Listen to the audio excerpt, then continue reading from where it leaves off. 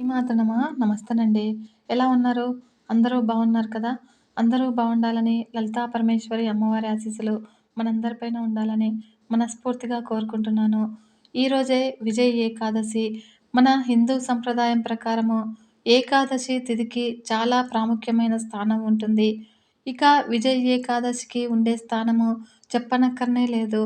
శ్రీ మహావిష్ణువుకు అత్యంత ప్రీతికరమైన ఏకాదశి ఈ విజయ ఏకాదశి. కాబట్టి ఈ ఏకాదశి నాడు ఎవరైతే శ్రీ మహావిష్ణువును అత్యంత నిష్టతోనూ, భక్తి శ్రద్ధలతోనూ పూజ చేస్తూ ఉంటారో వారు విజయాలను పొందుతారని, మరియు అన్ని విషయాల్లో విజయాలను సాధిస్తారు అని మన పెద్దలు చెబుతూ ఉంటారు. కాబట్టి ఈ సంవత్సరము విజయ ఏకాదశి ఈరోజు బుధవారము మార్చి 6వ తేదీన జరుగుతుంది. ఈ రోజున తిథి ఉదయం 6:33 గంటలకు ప్రారంభమై మార్చి 7 తెల్లవారుజామున 4:16 ముగుస్తుంది.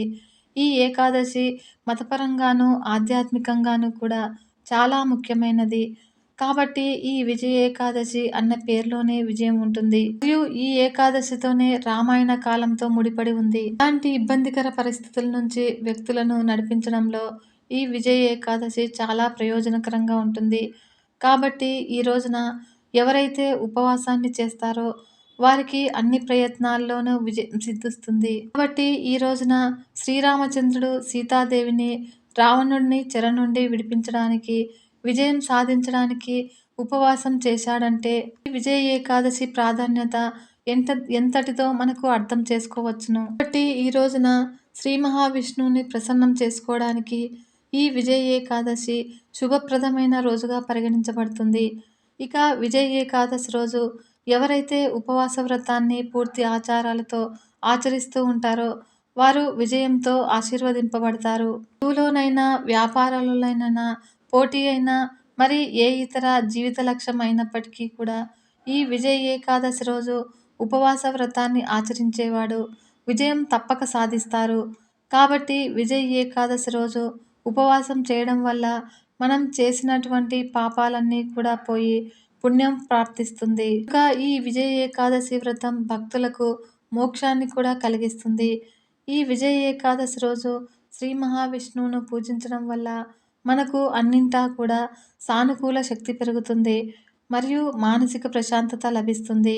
అన్ని పనులు కూడా విజయవంతంగా చేయగలుగుతారు. విజయ ఏకాదశి వ్రత కథను గురించి ఇప్పుడు తెలుసుకుందాము. అయితే అంతకంటే ముందుగా మన ఛానల్ని ఎవరైతే కొత్తగా చూస్తూ ఉన్నారో ఈ వీడియోను పూర్తిగా చూసి మీకు నచ్చింది అనిపిస్తే ఒక చిన్న లైక్ చేసి మన ఛానల్ని సబ్స్క్రైబ్ చేసుకొని సపోర్ట్ ఇవ్వండి ఫ్రెండ్స్. మీరు ఇచ్చే లైక్ వల్ల నాకెంతో యూస్ఫుల్గా ఉంటుంది.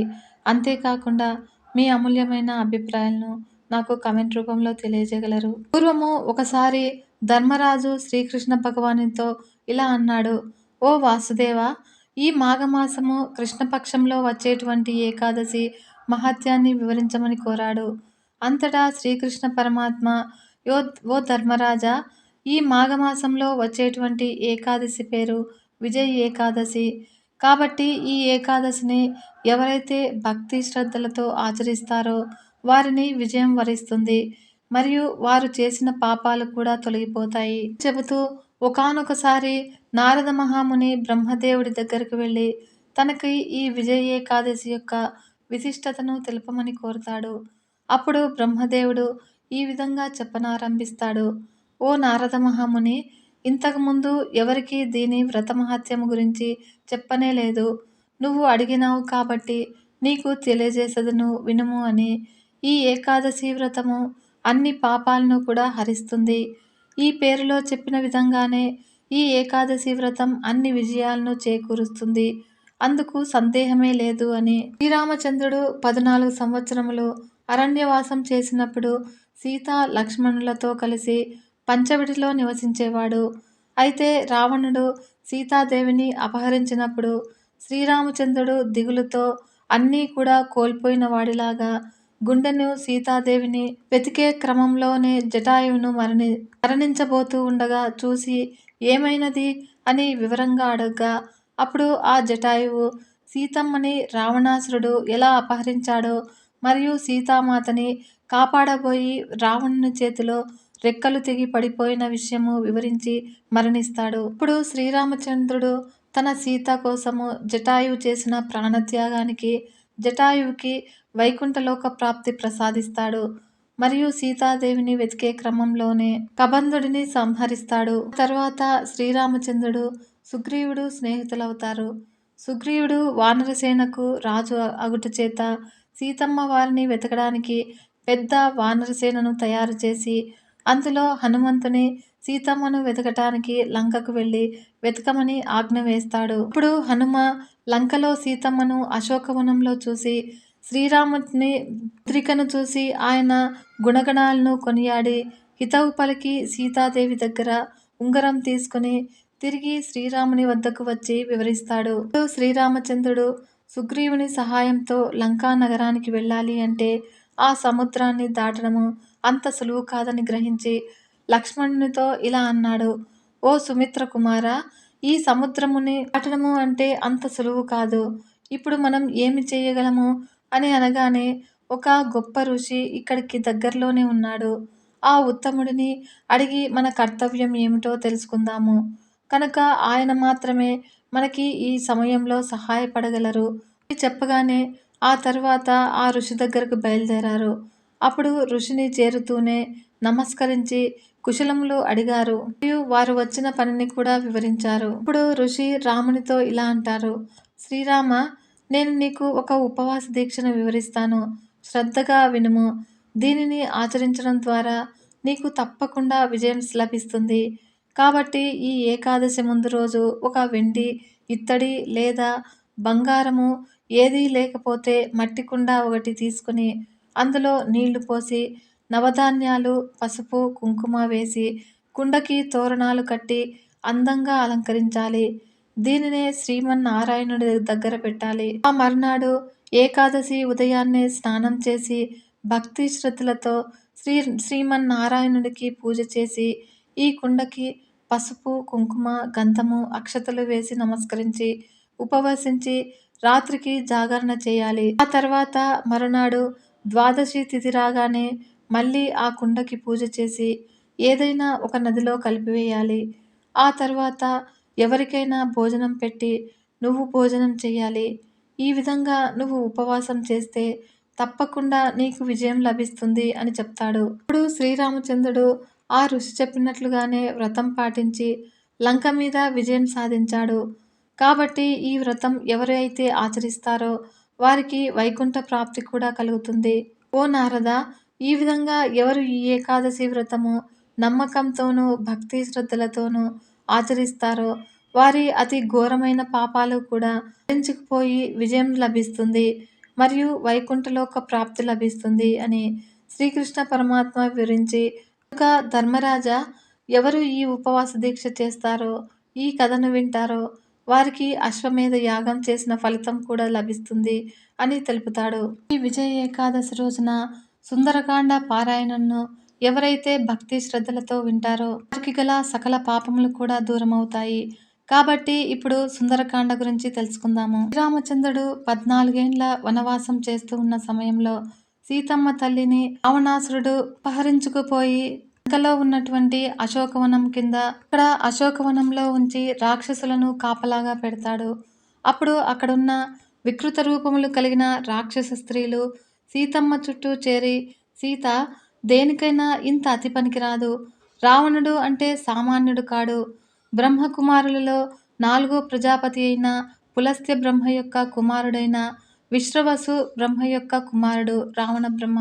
అంటే సాక్షాత్తు బ్రహ్మగారికి మునిమనవడు. లోకంలో అందరినీ జయించాడు. బ్రహ్మగారిని గూర్చి ఘోరమైన తపస్సు చేశాడు. అలా ఎన్నో గొప్ప వరములను పొందాడు. అలాంటి రావణుడితో హాయిగా భోగం అనుభవించకుండా ఏమిటి ఈ మూర్ఖత్వము? పోనీలే, మెల్లగా మనస్సు మార్చుకుంటావు అని ఇంతకాలం చూశాము. కానీ మనస్సు మార్చుకోకుండా ఇలా ఉంటావేమిటి?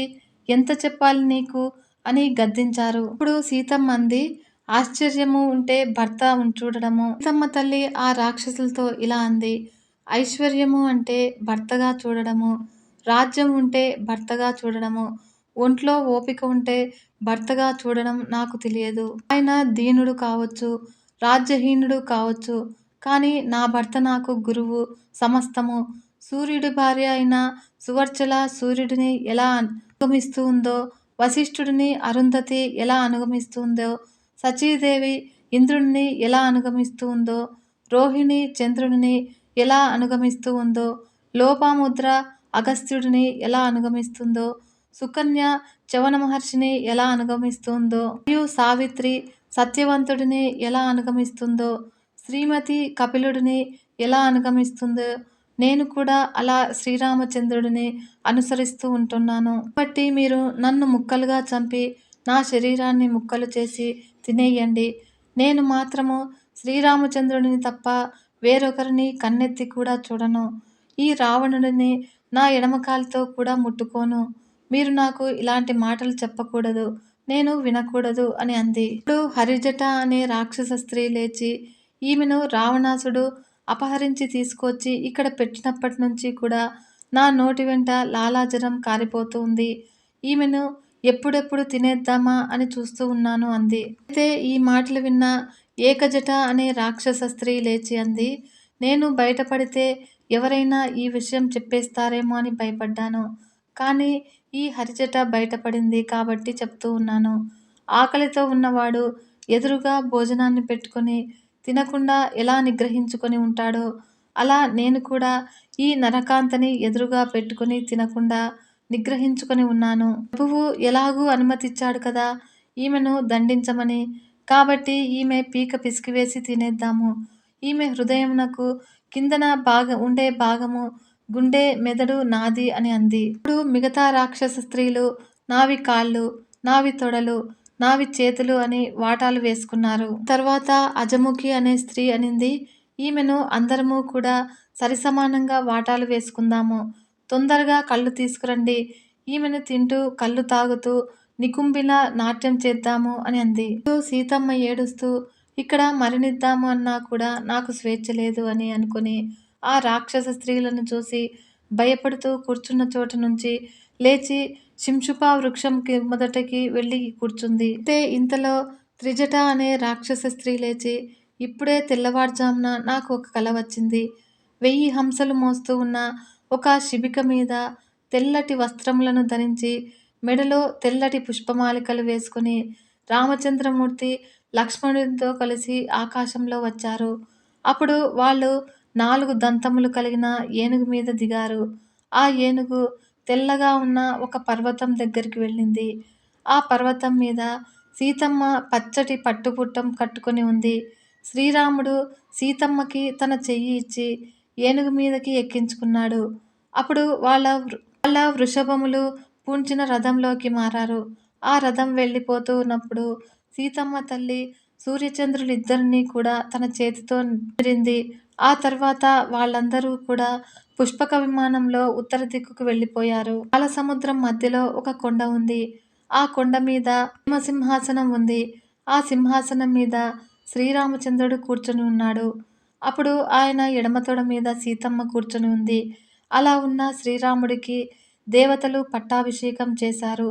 నాకు ఆ సమయంలో శ్రీరామచంద్రుడు 2 చేతులతో కనబడలేదు. సమస్త బ్రహ్మాండములు కూడా ఎవరిలో నుంచి వస్తున్నాయో, ఎవరి వల్ల నిలబడుతూ ఉన్నాయో, మరియు ఎవరిలోకి లయమవుతూ ఉన్నాయో అటువంటి పరబ్రహ్మ స్వరూపంగా 4 చేతులతో ఉన్న శ్రీ మహావిష్ణువుగా సాక్షాత్కరించాడు. ఆ లంకా పట్టణంలో రావణాసురుడు మాత్రం గాడిదతో పూంచిన రథం ఎక్కి ఎర్రటి వస్త్రములు ధరించి నూనె తాగుతూ ఉన్నాడు. ఆ రథము దక్షిణ దిక్కుగా వెళ్ళిపోయింది.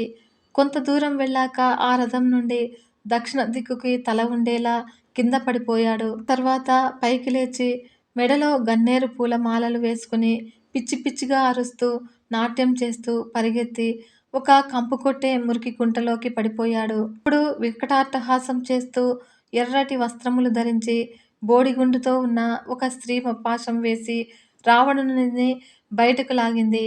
అప్పుడు ఆమె రావణుని తీసుకువెళ్ళినట్లుగా దక్షిణ దిక్కుకి తీసుకువెళ్ళింది. ఆవిడ వెనకాల చప్పట్లు కొడుతూ నాట్యం చేస్తూ ఈ రావణుడు వెళ్ళిపోయాడు. అలా వాళ్ళ వెనకాల కుంభకర్ణుడు, ఇంద్రజిత్తు మొదలైన వారు ఒంటె, మొసలి మొదలైన వాహనాలను ఎక్కి దక్షిణ దిక్కుకి వెళ్ళిపోయారు. ఒక్క విభీషణుడు మాత్రము 4 దంతములు ఉన్న ఏనుగు మీద కూర్చొని ఉన్నాడు. నలుగురు మంత్రుల చేత సేవింపబడుతూ ఉన్నాడు. ఎక్కడి నుంచో ఒక మహావానరం వచ్చి లంకా పట్టణంలోని ఇళ్ళన్నింటినీ కూడా అగ్నికి బలి చేసింది. ఎక్కడ చూసినా కూడా ఓ తల్లి, ఓ అక్క, ఓ తండ్రి, ఓ చెల్లి అనే కేకలు వినబడ్డాయి. అలా లంకంతా కూడా బూడిదమయమైపోయింది అంటూ నేను అటువంటి కలను చూశాను. ఈ సీతమ్మకి సమీప భవిష్యత్తులో గొప్ప శుభం ఉన్నది. అదిగో నిష్కారణంగా సీతమ్మ ఎడమ కన్ను అదురుతోంది, ఎడమ భుజము అదురుతోంది, ఎడమ తొడ అదురుతోంది. కట్టుకున్న పుట్టవస్త్రం పుట్టము తనంతట కొంచెము కిందకు జారింది. ఈ చెట్టు మీద ఒక పక్షి కూర్చొని కూస్తూ ఉంది. అలా పక్షి కూస్తూ ఉండగా చెట్టు కింద కూర్చున్న స్త్రీ తొందరలోనే భర్త సమాగమాన్ని పొందుతుంది. సీతమ్మ ముఖంలో కాంతి కొంచెం తగ్గింది కానీ ప్రస్ఫుటంగా శుభలక్షణములు, శుభశకునములు ఆవిడ శరీరమునందు కనబడుతూ ఉన్నాయి. ఎవరంటే సాక్షాత్తు ఆ శ్రీ మహాలక్ష్మీదేవే. మీరు బతకాలి అనుకుంటే, ఇన్నాళ్ళు చేసిన దోషాలు పోవాలి అనుకుంటే, మీ మీదకి రామబాణాలు పడకుండా ఉండాలి అంటే ఒక్కసారి వచ్చి ఆ తల్లి ముందు ప్రణిపాతం చెయ్యండి. ఆమె మిమ్మల్ని తప్పకుండా క్షమిస్తుంది అని త్రిజట చెప్పింది. ఆ విధంగా ఆ త్రిజట కల విన్న రాక్షసులు శాంతించారు. అప్పుడు సీతమ్మ తల్లి అంది, నన్ను 10 నెలల నుండి ఇంత బాధ పెట్టారు కనుక నేను ఎలా ఏడుస్తున్నానో అలా ఈ లంక అంతా కూడా ఏడుస్తుంది. ప్రతి ఇంట ఏడుపులు వినబడతాయి అని ఈ లంకని పాలిస్తున్న రావణుడికి ఇక్కడున్న వాళ్ళకి ధర్మం నందు పూనిక లేదు. అందుకే నన్ను తీసుకుని వచ్చి ఇక్కడ పెట్టాడు. 2 నెలల గడువు తర్వాత రావణుని చేతిలో మరణించడం కన్నా ఇప్పుడే మరణించడం ఉత్తమం అనుకుని కాలమే మృగ స్వరూపంలో వచ్చి నన్ను మోహపెట్టింది. నేను అల్పభాగ్యం ఉన్నదాన్ని. అందుకనే ఆ మృగాన్ని చూసి మోహపడి రాముడిని వదిలేశాను. శ్రీరామచంద్రుడు పక్కన ఉంటే అన్నీ ఉండేటివి. రాముడిని వదిలేశాను, అన్నీ పోయాయి. రాముడి తర్వాత పుట్టినవాడిని వదిలాను. లక్ష్మణుడికి ముందు పుట్టినవాడు దూరమయ్యాడు. రావణుడు 10 నెలల నుండి తన ఐశ్వర్యాన్ని చూపిస్తూ నన్ను లోభపెట్టాలని చూశాడు. కానీ నేను లొంగలేదు. నా భర్తే నాకు దైవం అని నమ్మాను. భూమి మీద పడుకొని ఉన్నాను, ఉపవాసాలు చేశాను, ధర్మాన్ని పాటించాను. ఇన్ని చేస్తే నాకు రామానుగ్రహం కలుగుతుందని అనుకున్నాను. కానీ నువ్వు రాలేదు, నన్ను కరుణించలేదు. నా పాతివ్రత్యము విఫలమైంది. కృతజ్ఞుడైన వ్యక్తికి ఉపకారం చేస్తే ఆ ఉపకారం ఎలా మరువబడుతుందో అలా నేను చేసిన ఉపవాస, నేను పాటించిన పాతివ్రత్యము అన్నీ కూడా నిష్ప్రయోజనం అయ్యాయి. కాబట్టి ఇక్కడ ఉంచుకుని చనిపోదాము అంటే కత్తి ఇచ్చేవాళ్ళు లేరు. విషం తాగి చనిపోదాము అనుకుంటే విషం ఇచ్చేవాళ్ళు లేరు అనుకొని తన కేశములని చెట్టుకొమ్మకి తాడులాగా బిగించి ఉరి వేసుకొని చనిపోవాలని నిశ్చయించుకుంది. ఈ విధంగా సీతమ్మ తల్లి తన జుట్టుని ఆ శింషుపా వృక్షం యొక్క కొమ్మకి గట్టిగా బిగించి చనిపోదామని సిద్ధపడుతూ ఉన్న తరుణంలో ఆమెకు శుభసూచకములు కనపడ్డాయి. సరోవరంలోని నీటి పైభాగమునందు అరవిరిసిన తెల్లటి పద్మమునకు నీటి లోపలికి కాడ ఉంటుంది. ఆ నీటిలోకి ఉండిపోయిన కాడ పక్కకి ఒక చాప పట్టి నిలబడింది. ఆ చాప అక్కడి నుంచి వెళ్ళిపోయే ముందు తన తోకని కదిపి అక్కడి నుంచి వెళ్ళిపోయింది. అప్పుడు ఆ తోక వెళ్ళి ఆ పద్మము యొక్క కాడకి తగలడం వలన ఆ కాడ కదిలింది. ఆ కాడతో పాటుగా పైన ఉన్న పువ్వు కూడా కదిలింది. ఆ పువ్వు ఎలా కదిలిందో సీతమ్మ కన్ను కూడా ఆ సమయంలో అలా అందంగా అటు ఇటు కదిలింది. అప్పటిదాకా పైన ఉండి సీతమ్మని చూస్తూ ఉన్న హనుమంతుడు అనుకున్నాడు, ఈశ్వరానుగ్రహం చేత నాకు సీతమ్మ దర్శనం అయింది. రావణుని చూశాను. రావణుడు సీతమ్మతో మాట్లాడిన మాటలు విన్నాను. త్రిజటా స్వప్నం విన్నాను. సీతమ్మని జగన్మాతగా తెలుసుకున్నాను. నేను సీతమ్మని చూశాను అన్న విషయాన్ని ఇప్పుడే వెళ్ళి రాముడికి చెప్పలేను. ఎందుకంటే అమ్మ ఇప్పుడు ఉరిపోసుకుంటుంది. నేను ఇప్పుడు సీతమ్మని ఓదార్చాలి. కాబట్టి ఇప్పుడు నేను అమ్మని ఓదార్చి మాట్లాడకుండా వెళ్ళిపోతే రేపొద్దున సీతమ్మ ఉరిపోసుకొని చనిపోయింది అన్న విషయము రాముడికి తెలిస్తే ఆయన బాణముల చేత ఈ సమస్త బ్రహ్మాండములను క్షోభింపచేస్తాడు. కాబట్టి నేను చాలా పండితుడనని అనుకున్న వివేచనాశీలత లేని మంత్రి చేత దూత చేత కార్యములు చెడిపోతాయి. అప్పుడు శ్రీరామచంద్రుడు క్షమించడు. కాబట్టి ఇప్పుడు నేను ఏమి చెయ్యాలి? నేను గట్టిగా మాట్లాడితే చుట్టూ ఉన్న ఈ రాక్షస స్త్రీలు నా మాటలు విని నా మీదికి వస్తారు. అప్పుడు నాకు వాళ్ళకి యుద్ధం జరుగుతుంది. జయాపజయాలను విధి నిర్ణయిస్తుంది. కానీ రాముడు లంకా పట్టణాన్ని చేరే లోపలే నేను చేసిన అల్లరి చేత సీతమ్మని రావణుడు వేరొక చోట దాచవచ్చును. కాబట్టి ఇప్పుడు నేను వానర భాషలో మాట్లాడితే సీతమ్మకి ఆ భాష అర్థం కాదు. మనుష్య భాషలో మాట్లాడితే రాక్షసులు గుర్తుపడతారు. వానర రూపంలో ఉన్న నేను మనుష్య భాషలో మాట్లాడితే ఇది ఖచ్చితంగా రావణ మాయనే అని భయపడి సీతమ్మ ఇంకా గట్టిగా ఉరి బిగించుకుంటుంది. కనుక నా కారణంగా సీతమ్మ ప్రాణాలను విడిచిపెడితే ఆ పాపం నాకు అంటుకుంటుంది. కాబట్టి ఇప్పుడు నేను ఏమి చెయ్యాలి? ఏమి మాట్లాడి సీతమ్మని ఓదార్చాలి అని అనుకుంటూ సీతమ్మ ఉరిపోసుకోకుండా మానేసి నా వైపు చూడాలి అంటే రామనామం ఒక్కటే మార్గము. సీతమ్మకి చాలా ఇష్టమైన రామకథని చెబుతాను అని అనుకొని హనుమంతుడు రామకథ చెప్పడం ప్రారంభించాడు. పూర్వకాలంలో కోసల దేశాన్ని ఇక్ష్వాకు వంశంలో పుట్టిన దశరథ మహారాజు పరిపాలించేవాడు. విపరీతమైన ఐశ్వర్యాన్ని సంపాదించినవాడు, ఇంద్రునితోనూ సమానమైనవాడు, ఇతరుల ధర్మాన్ని రక్షించే స్వభావం ఉన్నవాడైన దశరథుడు పుత్రకామేష్టి యాగం చేస్తే పెద్ద కుమారుడిగా రాముడు జన్మించాడు. ఆ దశరథుడు చేసిన ప్రతిజ్ఞ నిలబడేటట్లుగా చేయడం కోసమని, ఆయనని సత్యవాక్యం నందు నిలపడం కోసమని 14 సంవత్సరములు అరణ్యవాసం చేయటానికి శ్రీరాముడు వెళ్ళాడు. రాముని విడిచిపెట్టి ఉండలేక ఆయనని నిరంతరము కూడా అనుగమించేటువంటి స్వభావము కలిగిన లక్ష్మణుడు రాముడి వెనకాల వెళ్ళాడు. పతిసేవ తప్ప వేరొకటి నాకు అవసరం లేదు అనే స్వభావం ఉన్న సీతమ్మ రాముడి వెనకాల వెళ్ళింది. అలా రాముడు లక్ష్మణునితో సీతమ్మతో దండకారణ్యంలో ఉండగా ఒకనాడు జనస్థానంలో 14,000 మంది రాక్షసులను సంహరించాడు. దానిచేత కినుక చెందిన 10 తలల రావణుడు మాయాజింకను ప్రవేశపెట్టి రామలక్ష్మణులు లేని సమయంలో సీతమ్మ తల్లిని అపహరించాడు. ఆ తదనంతరము సీతమ్మని అన్వేషిస్తూ వెళ్ళిన శ్రీరామచంద్రమూర్తి సుగ్రీవుడితో స్నేహం చేసి వాలిని సంహరించి సుగ్రీవుడినికి పట్టాభిషేకం చేశాడు. ఆనాడు సీతాన్వేషణ కోసం సుగ్రీవుడి చేత అన్ని దిక్కులకి వానరములు పంపబడ్డాయి. దక్షిణ దిక్కుకు వచ్చిన వానరములలో ఒకడినైన హనుమ అనే పేరుగల నేను 100 యోజనముల సముద్రాన్ని దాటాను.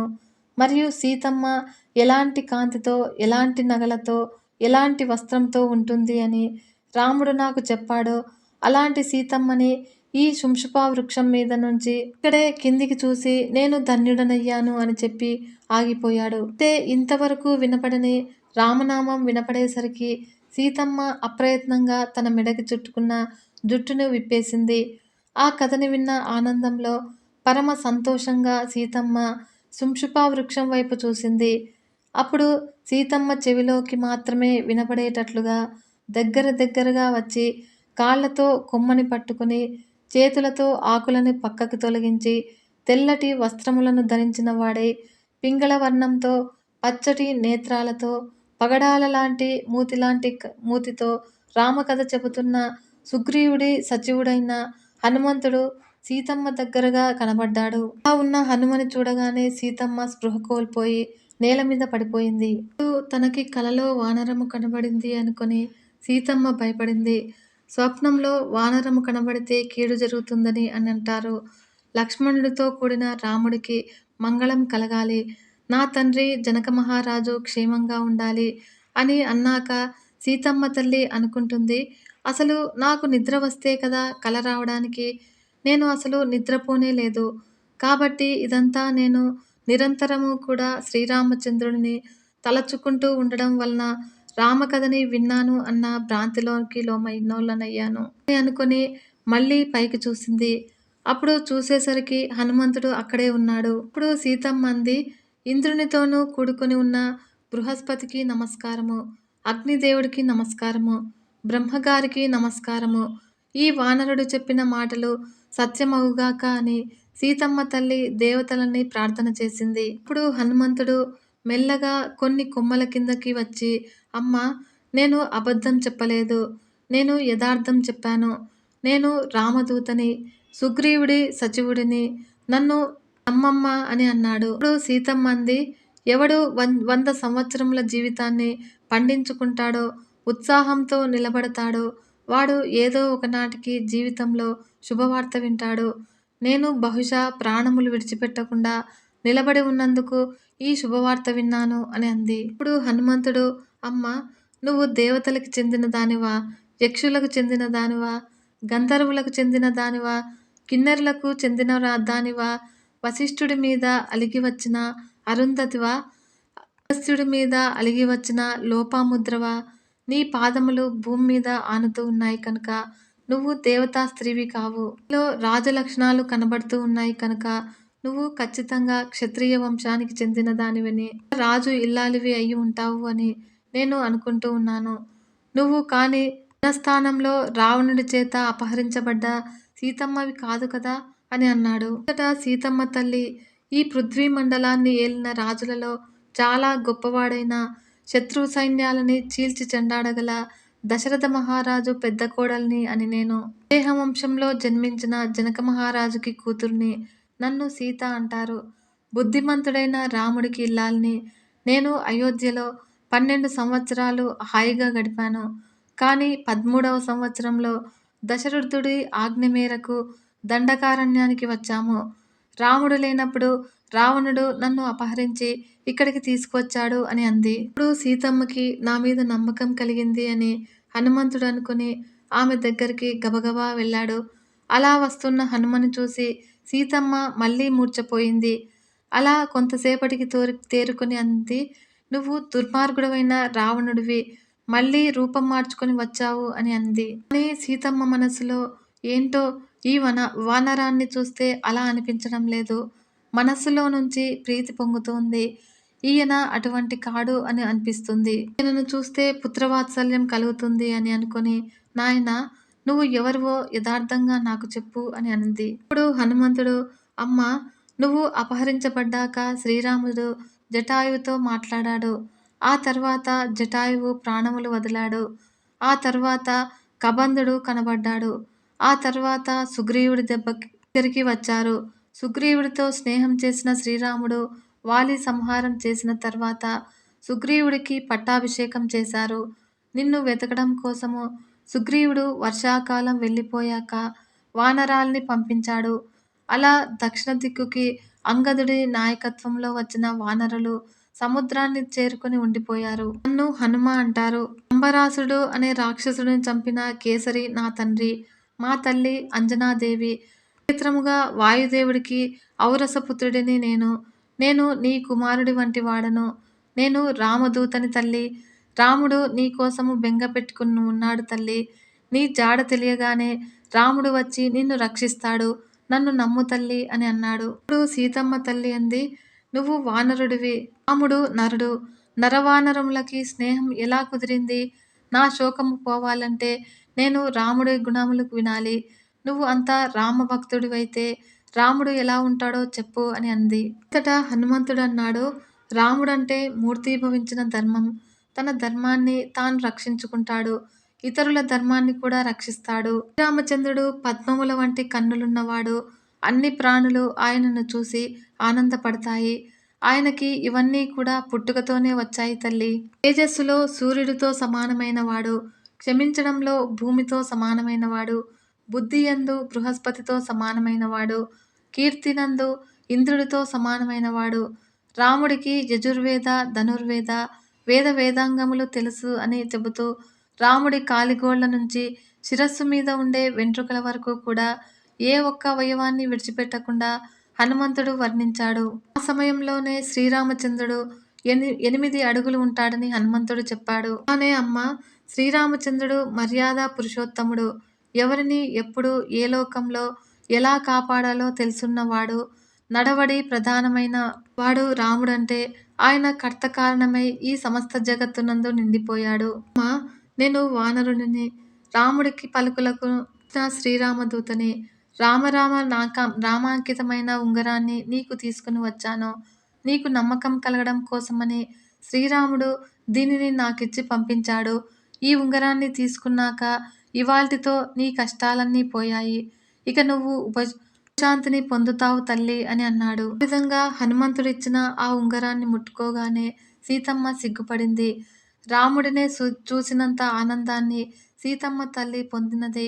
ఆ ఉంగరాన్ని కన్నులకి అద్దుకొని పరవశించిపోయింది. హనుమంతుడిచ్చిన ఉంగరాన్ని తీసుకున్న సీతమ్మ, నాయనా హనుమ, లక్ష్మణుడు, భరతుడు, శత్రుఘ్నుడు, కౌసల్య, సుమిత్ర, కైకేయి, కోసల దేశంలో ఉన్న సమస్త జనులు, సుగ్రీవుడు, వానరములు కుశలమే కదా అని పలు ప్రశ్నలు అడిగాక, రాముడికి నాకన్నా ఎక్కువైన వారు ఎవరూ లేరు. నేను పక్కన లేకపోవడం వల్ల శ్రీరాముడు తాను ఎలా ప్రవర్తించాలో అలా ప్రవర్తించడంలో వైక్లవ్యాన్ని పొందలేదు కదా. శ్రీరాముడు కేవలము తన పౌరుషం మీదనే ఆధారపడి దైవమును తిరస్కరించి తిరుగుతున్నాడా, లేక తన పౌరుషాన్ని పూర్తిగా విడిచిపెట్టి కేవలం భగవంతుడిని మాత్రమే విశ్వసించి తిరుగుతున్నాడా? శ్రీరామచంద్రుడికి నేను జ్ఞాపకం ఉన్నానా? నన్ను తలుచుకుంటూ ఉన్నాడా? రావణుడి రాక్షసులని నిగ్రహించాలి అంటే శ్రీరాముడు అక్కడి నుంచి అస్త్రప్రయోగం చెయ్యలేడా? రాముడు అస్త్రప్రయోగం చెయ్యకుండా నా యందు ఎందుకు ఉపేక్ష వహించాడు? నాకు రావణుడు 12 నెలల గడువిచ్చాడు. అందులో 10 నెలల కాలం పూర్తయిపోయింది. ఇంకా 2 నెలలు మాత్రమే వాడు నన్ను బతకనిస్తాడు. కానీ నేను 1 నెల మాత్రమే బతికి ఉంటాను. ఈ 1 నెల లోపల రాముడు వచ్చి నన్ను విడిపిస్తే సరి.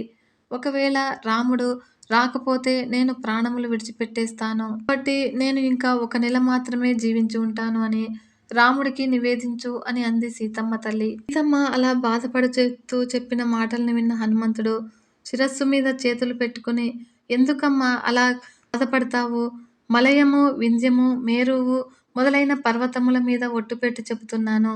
మా వానరములు తినే కందమూలాల మీద ఒట్టుపెట్టి చెబుతూ ఉన్నాను. రాముడు నీయందు విశేషమైన ప్రేమతో ఉన్నాడు. ఆయన ఎంతగా తపిస్తున్నాడు అంటే, ఎక్కడైనా ఒక అందమైన పద్మము కనబడితే హా సీత, హా సీత అని అంటూ ఉన్నాడు. వానప్రస్థులలాగా శ్రీరామచంద్రుడు కూడా సూర్యాస్తమయం అయ్యాక సాత్వికమైన ఆహారాన్ని తీసుకుంటున్నాడు. నిరంతరము కూడా నీ గురించే ధ్యానం చేస్తూ ఉన్నాడు. ప్రతి క్షణము శోకిస్తూనే ఉన్నాడు. శ్రీరామచంద్రుడు ప్రస్రవణ పర్వతం గుహలో పడుకొని ఉన్నప్పుడు ఆయన ఒంటి మీద నుంచి తేళ్లు, జర్రులు, పాములు పాకినా కానీ ఆయనకి స్పృహ ఉండడం లేదు. 100 యాగములు చేసి ఐరావతం మీద కూర్చొని ఉన్న ఇంద్రుడి దగ్గర సచీదేవి ఉన్నట్లు ప్రస్రవణ పర్వతం గుహలో కూర్చొని ఉన్న శ్రీరాముడి దగ్గరికి నిన్ను తీసుకువెళ్ళి దింపుతానమ్మా. యజ్ఞంలో వేసిన హవిస్సుని అవ్యవాహనుడైన అగ్నిదేవుడు ఎంత పవిత్రంగా తీసుకువెళతాడో అలా నిన్ను తీసుకువెళ్ళి శ్రీరాముడి పాదాల దగ్గర పెడతాను. అమ్మా, నువ్వు వచ్చి నా వీపు మీద కూర్చో అని అన్నాడు. కానీ హనుమంతుడు అప్పటిదాకా చాలా చిన్నగా ఉండడం వలన సీతమ్మ హనుమని చూసి ఫక్కున నవ్వి, ఎంత మాట అన్నావోయి హనుమ, నువ్వే ఇంత స్వరూపము, ఆ వీపు మీద నేను కూర్చోనా? నన్ను ఈ సముద్రం దాటించి తీసుకువెళతావా? నీ వానర బుద్ధిని బయట పెట్టావు కదా అని అంది. సీతమ్మ తల్లి మాటలకి అలిగిన హనుమంతుడు తన స్వరూపాన్ని సీతమ్మకి చూపించాలి అని అనుకుని మేరుపర్వత శిఖరాలు ఆకాశాన్ని చుంబిస్తున్నట్లుగా ఎలా ఉంటాయో అలా పర్వత స్వరూపాన్ని పొందాడు. అప్పుడు హనుమంతుడు పెద్ద పాదాలతో, బలిసిన తొడలతోనూ, సన్నటి నడుముతో, విశాలమైన వక్షస్థలంతో, శంఖం లాంటి కంఠంతో, కాల్చిన ఇనం లాంటి ముఖంతో, పచ్చటి కన్నులతో, పెద్ద శిరోజములతో, అరిగముల వంటి భుజములతో నిలబడ్డాడు. హనుమంతుడిని అలా చూసిన సీతమ్మ ఆశ్చర్యపోయి, నాయనా, నాకు తెలుసు నువ్వు ఎవరివో. 100 యోజనముల సముద్రాన్ని దాటి వచ్చినప్పుడే నువ్వు ఎవరో గుర్తించాను. ఇలా రాగలిగిన శక్తి గరుత్మంతుడికి ఉంది. నీ తండ్రి వాయుదేవుడికి ఉంది. నీకు ఉంది. నువ్వు ఇంత సమర్థుడవు కాకపోతే రాముడు నిన్ను నా దగ్గరికి పంపరు. నేను నీ వీపు మీద కూర్చొని ఆవలి ఒడ్డుకి వచ్చేటప్పుడు నేను సముద్రంలో పడిపోవచ్చు. లేకపోతే రాక్షసులు నీ దారికి అడ్డు రావచ్చు. అప్పుడు నీకు వాళ్ళకి యుద్ధం జరగవచ్చు. ఆ సమయంలో నువ్వు వాళ్లతో యుద్ధం చేస్తావా, లేక నన్ను కాపాడుకుంటావా? ఒకవేళ ఏ కారణం చేతనైనా కూడా నేను మళ్ళీ రాక్షసులకి దొరికితే రావణుడు నన్ను ఎవరికీ తెలియని ప్రదేశంలో దాచివేయవచ్చును. అందుచేత నేను నీ వీపు మీద కూర్చొని ఆవలి ఒడ్డుకి రావడం కుదరదు. అమ్మా! నేను యుద్ధం చెయ్యగలను. నిన్ను క్షేమంగా రాముడి దగ్గరికి తీసుకువెళతాను అని అంటావేమో. నేను స్పృహలో ఉండగా తెలిసి తెలిసి రాముడిని తప్ప వేరొక పరపురుషుడిని నా చేతితో స్పృశించను. రాముడే వచ్చి రావణుడిని సంహరించి నా చెయ్యి పట్టుకొని ఈ సముద్రాన్ని దాటించాలి అని అంది. ఇప్పుడు హనుమంతుడు ఒక నరకాంతగా ఉండి ఇన్ని కష్టాలు పడుతూ ఇటువంటప్పుడు కూడా నేను రాను అనడము నీకే చెల్లింది తల్లి. నువ్వు నా వీపు మీద కూర్చొని రాను అంటున్నావు కదా! పోనీ రాముడి దగ్గరికి నేను వెళ్ళి విజ్ఞాపన చేయడానికి ఏదైనా ఒక అభిజ్ఞానాన్ని కటాక్షించు తల్లి అని అన్నాడు. ఇప్పుడు సీతమ్మ తల్లి అంది, ఒకానొకప్పుడు అరణ్యవాసం చేస్తూ ఉన్నప్పుడు చిత్రకూట శిఖరాల మీద ఆశ్రమాన్ని నిర్మించుకొని అక్కడ ఉన్న తపోభూములలో నేను శ్రీరామచంద్రుడు విహరిస్తూ ఉండేవాళ్ళము. అటువంటి సమయంలో ఈశాన్య పర్వతానికి పక్కన ఉన్న ఒక చిన్న పర్వతం మీద మేము విహరిస్తూ ఉన్నాము. అప్పుడు శ్రీరామచంద్రుడు అక్కడ ఉన్న కొలనులోని నీళ్ళలో ఆడుకొని తడిబట్టలతో పరిగెత్తుకుంటూ నా దగ్గరికి వచ్చి నా పక్కన కూర్చున్నాడు. అంటే రాముడికి రావణుడికి అప్పటి వరకు ఎటువంటి శత్రుత్వము లేదు. ఇంకా కొన్ని సంవత్సరములలో అరణ్యవాసం పూర్తయి రాముడు అయోధ్యకి వెళ్ళిపోతాడు. అవతార ప్రయోజనం కోసం శ్రీరామచంద్రుడు రావణుడు సీతమ్మని ఎలాగూ అపహరిస్తాడు. కానీ సీతమ్మకి ఏదైనా అపకారం జరిగితే శ్రీరామచంద్రుడు ఎలా స్పందిస్తాడో చూద్దాము అని దేవతలు ఇంద్రుడి కొడుకైన కాకాసురుడిని పంపారు. ఆ కాకాసురుడు కాకి రూపంలో పర్వతం మీద ఉంటాడు. ఆ సమయంలో నేను కొన్ని మాంసపు ఒరుగులు ఎండబెట్టాను. నా పక్కన కూర్చున్న శ్రీరాముడు సంతోషంగా నాతో మాట్లాడుతూ ఉన్నాడు. కాకాసురుడు అనే కాకి అక్కడికి వచ్చి ఆ ఉరుగులని తినడం ప్రారంభించింది. అప్పుడు నేను ఒక మట్టిగడ్డని తీసి ఆ కాకి మీద విసిరాను. అప్పుడు ఆ పక్షి నా వక్షస్థలం మీద వాలి తన ముక్కుతో గాడి వేసి నా మాంసం పీకింది. ఆ బాధలో నేను గిలగిలలాడడం వలన నా వడ్డానం జారింది. నేను ఆ వడ్డానాన్ని తీసి కాకి మీదకి విసరబోతే శ్రీరామచంద్రుడు నన్ను చూసి నవ్వి, "సీత, కాకి మీదకి బంగారు వడ్డానాన్ని విసురుతావా" అని అన్నాడు. ఆ తర్వాత నేను ఆ బాధని ఓర్చుకుని రాముడి ఒడిలో తల పెట్టుకుని నిద్రపోయాను. నేను అలా రాముడి ఒడిలో తల పెట్టుకుని ఉన్నంతసేపు కూడా ఆ కాకి రానేలేదు. మళ్ళీ కొంతసేపటికి నేను నిద్ర లేచాను. అప్పుడు శ్రీరాముడు నా ఒడిలో తల పెట్టుకుని నిద్రపోతూ ఉన్నాడు. అప్పుడు మళ్ళీ ఆ కాకాసురుడనే కాకి నా వక్షస్థలం మీద కూర్చుని మళ్ళీ గట్టిగా నా శరీరంలోకి పొడిచి నా మాంసాన్ని తినింది. అప్పుడు నా శరీరం నుంచి నెత్తురు కారి రాముడి నుదుటి మీద పడింది. అప్పుడు శ్రీరామచంద్రుడు లేచి ఇంత నెత్తురు ఎక్కడిది అని చూసేసరికి వక్షస్థలం నుండి నెత్తురు కారుతూ ఏడుస్తూ నేను కనబడ్డాను. అప్పుడు ఆయన నోటి నుంచి అప్రయత్నంగా ఒక మాట వచ్చింది. "రా 5 తలల పాముతో ఆటలాడినవాడు" అని గద్దించాడు. సీతమ్మ తల్లిని పంచముఖ గాయత్రిగా శ్రీరామచంద్రుడు ఆనాడు లోకానికి చెప్పాడు. అప్పుడు ఆయన చుట్టూ చూసేసరికి ముక్కుకి నెత్తుటితో మాంసం ముక్కతో కాళ్ళకి నెత్తురుతో ఒక కాకి కనబడింది. ఇప్పుడు శ్రీరామచంద్రుడు అక్కడ ఉన్న ఒక దర్భని తీసి దాని మీద బ్రహ్మాస్త్రాన్ని అభిమంత్రించి, అంటే మంత్రపూరితమైన అస్త్రాల్ని ప్రయోగించేటప్పుడు బాణాలే అవసరం లేదు, దేని మీదన్నా ఆ మంత్రాన్ని అభివర్ణించి ప్రయోగించవచ్చును. దానిపైకి విడిచిపెట్టాడు. అప్పుడు ఆ బ్రహ్మాస్త్రం కాకిని తరిమింది. ఆ కాకి 3 లోకములు తిరిగి అందరి దగ్గరికి వెళ్ళింది. అందరూ కూడా శ్రీరామచంద్రుడు చంపుతానని అస్త్రప్రయోగం చేస్తే మేము రక్షించలేము, నువ్వు వెళ్ళిపో అని అన్నారు. ఆ కాకి అన్ని చోట్లకి తిరిగి తిరిగి రాముడున్న చోటికి వచ్చి నమస్కారం చేస్తూ పడిపోయింది. మంత్రంతో అభిమంత్రించిన అస్త్రానికి ఒక మర్యాద ఉంటుంది. వెన్ను చూపించి పారిపోతూ ఉన్న వాడిని ఆ అస్త్రం కొట్టదు, ఎదురు తిరిగి యుద్ధం చేసేవాడినే అది కొడుతుంది. ఈ కాకాసురుడు ఆ బ్రహ్మాస్త్రానికి ఎదురు తిరగకుండా వెన్ను చూపించి పారిపోతూ ఉన్నాడు కనుక అది ఆయనని సంహరించలేదు. శ్రీరామచంద్రుడు ఆ కాకిని చూసి, నా దగ్గరికి వచ్చి పడిపోయావు కనుక నువ్వు నాకు శరణాగతి చేసినట్లే, అందుకని నేను నిన్ను విడిచిపెడుతూ ఉన్నాను. కానీ ఒకసారి బ్రహ్మాస్త్రం వేసిన తర్వాత ప్రాణములతో సమానమైన దాన్ని ఇచ్చేయాలి. మరి నువ్వు ఏమిస్తావు అని ఆ కాకాసురుడిని శ్రీరామచంద్రుడు అడిగాడు. ఆ కాకాసురుడు తన కుడి కన్నుని బ్రహ్మాస్త్రానికి ఆహారంగా వేసి శ్రీరాముడికి నమస్కారం చేసి దశరథుడికి నమస్కారం చేసి వెళ్ళిపోయాడు.